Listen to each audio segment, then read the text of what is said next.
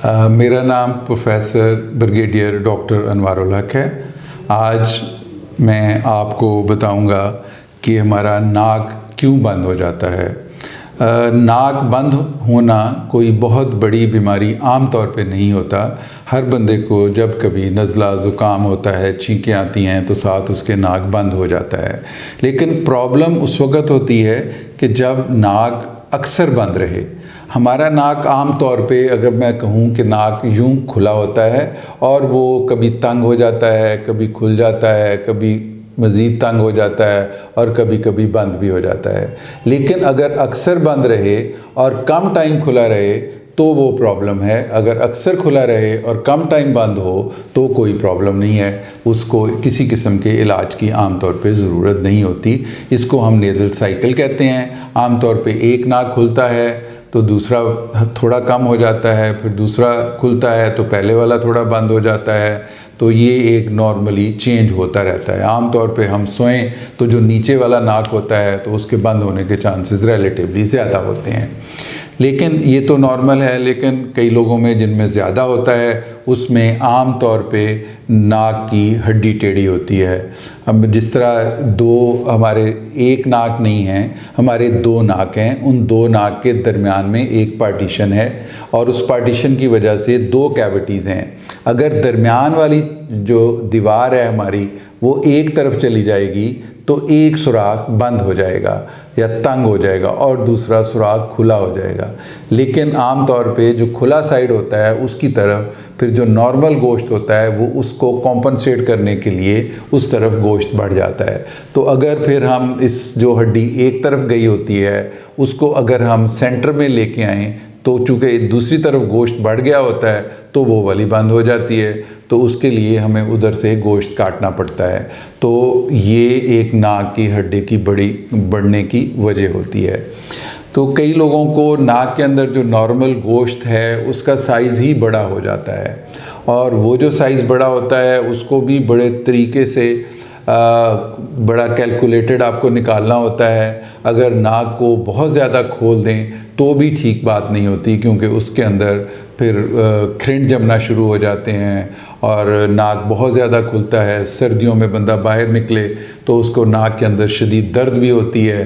तो इसलिए नाक को भी ये नहीं है कि उसको मोटरवे बनाना है, उसको इतना एडिक्वेटली खोलना है कि उसको आराम से सांस आए और ज़्यादातर नाक खुला रहे और कभी कभी नाक बंद हो।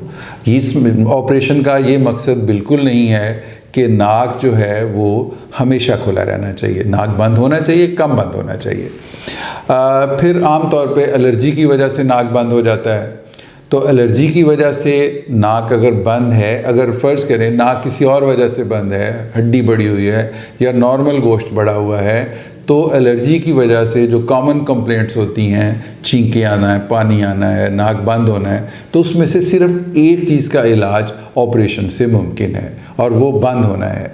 बाकी और छींकें और पानी ऑपरेशन के बाद भी आम तौर पे जारी रहती हैं और वो जो छींकें और पानी जारी रहती हैं उसके लिए बाद में भी दवाई खानी पड़ती है।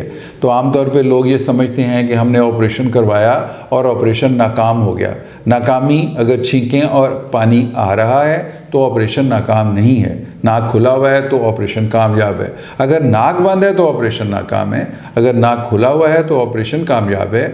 छींकें और पानी के लिए बाद में भी आपको दवाई खानी पड़ेगी, क्योंकि एलर्जी नाक की नहीं होती, वो तो पूरे जिस्म में आपके खून के अंदर एलर्जी होती है, सिर्फ नाक के अंदर एलर्जी नहीं होती। तो ये भी एक बहुत बड़ी वजह है। फिर एक नाक में हम पोलिप्स कहते हैं कि जो कुछ ऐसे गदूद होते हैं जो हर नाक में, पहले तो मैंने बताया जो गोश्त होता है वो नाक में मौजूद होता है, उसका साइज़ बढ़ जाता है और उसको काट दें तो हमेशा के लिए नाक खुल जाता है।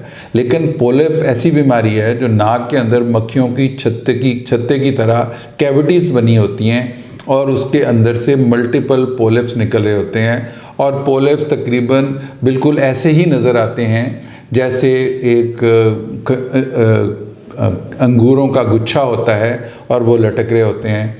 और उसके लिए पहले तो हम अभी भी लोग करते हैं, हम उसको पोलिपेक्टमी कहते हैं कि जो नज़र आ रहे हैं उनको काट देते हैं तो उसमें दोबारा होने के चांस, ये ऑपरेशन बीमारी दोबारा हो सकती है। तो अगर आम तरीके से पोलिपेक्टमी कर दें तो 80% लोगों को दोबारा से ऑपरेशन की ज़रूरत पड़ जाती है।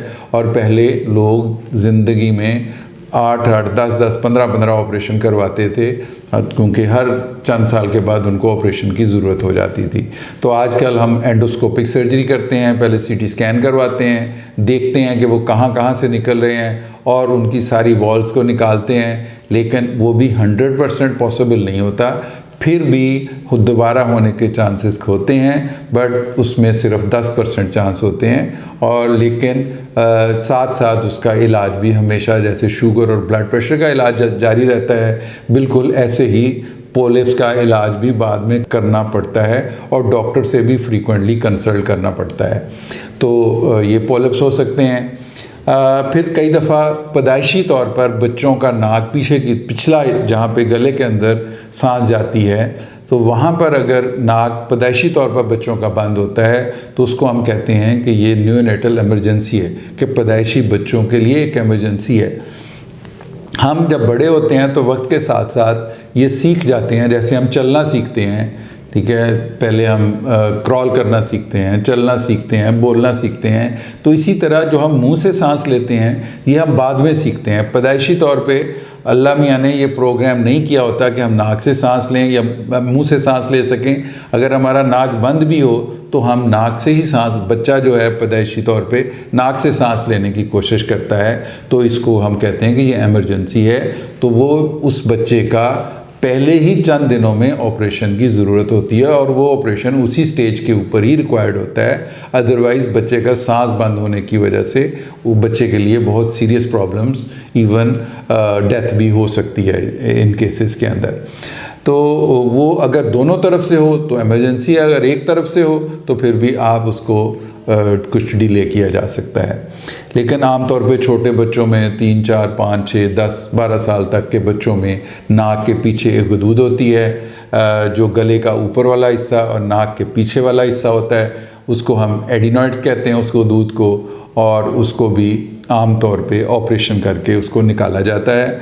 और बच्चे का नाक जो ही वो बेहोशी से उठता है तो उसका नाक जो बंद होता है वो खुला होता है। और एडिनॉइड्स का एक और नुकसान ये होता है कि वो उनकी लोकेशन वो होती है जहाँ पर कान का कनेक्शन जो है वो नाक की पिछले हिस्से में आ रहा होता है, वहाँ पर एडिनॉइड्स होते हैं। और उन बच्चों में नाक से नाक के पिछले हिस्से से कानों में, दोनों में इन्फेक्शन जाने का चांस ज़्यादा होता है, और कान के में पस पड़ने का और कान के बहने का और इवन बहरापन होने का चांसेस रिलेटिवली ज़्यादा होते हैं। तो ये आम तौर पे अगर हम आगे से शुरू करें तो दोबारा हड्डी की वजह से, नाक में जो नॉर्मल गोश्त होता है उसकी वजह से, या कोई एबनॉर्मल गोश्त जैसा कि कोई बिनाइन ट्यूमर, बिनाइन मैलिग्नेंसी है या कैंसर है, वो भी नाक के अंदर होते हैं, उससे भी जो है नाक बंद हो जाता है, उसका भी या ऑपरेशन से इलाज आमतौर पे पॉसिबल होता है। तो मैं ज़ाती तौर पे ये समझता हूँ कि नाक को हर बंद नाक को खोला जा सकता है। लेकिन कुछ बीमारियां ऐसी हैं जैसे पोलिप्स हैं, उसमें चांसेस होते हैं कि दोबारा नाक बंद हो जाए, लेकिन ये ऐसा नहीं है कि ऑपरेशन करें और नाक ना खुले।